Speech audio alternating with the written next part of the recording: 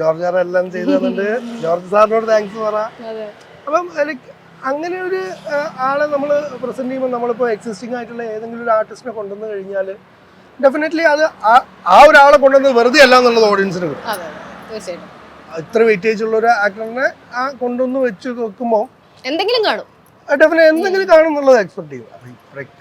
അത് പുതിയൊരാളാണെങ്കിൽ, കാരണം അപ്പത്തേക്ക് ബെന്നി ആവശ്യത്തിന് വിറപ്പിച്ചിട്ടുണ്ട്. ബെന്നിന്റെ തലക്ക് വെച്ച് കൊടുത്തിട്ട് അത് നിൽക്കുന്ന മൊമെന്റിൽ പുള്ളിക്ക് സൈലന്റ് ആയിട്ട് എൻട്രി ചെയ്യാൻ പറ്റും, സൈഡ് കൂടെ എൻട്രി ചെയ്യാൻ പറ്റും. അതെ, ശരിക്കാൻ പറ്റും. ദിലീഷ് ചേട്ടൻ്റെ ടമാർപ്പടാറ് പോലത്തെ ഒരു പരിപാടിയായിരുന്നു. കാറ് വന്ന് കാട്ടിൽ വന്ന് നിർത്തുന്ന വരെ പുള്ളിന്റെ മുഖത്ത് ചിരി തന്നെയോ. ആ ചിരിയെ പുള്ളിക്കൊരു ഡിമ്പിൾ ഉണ്ട്.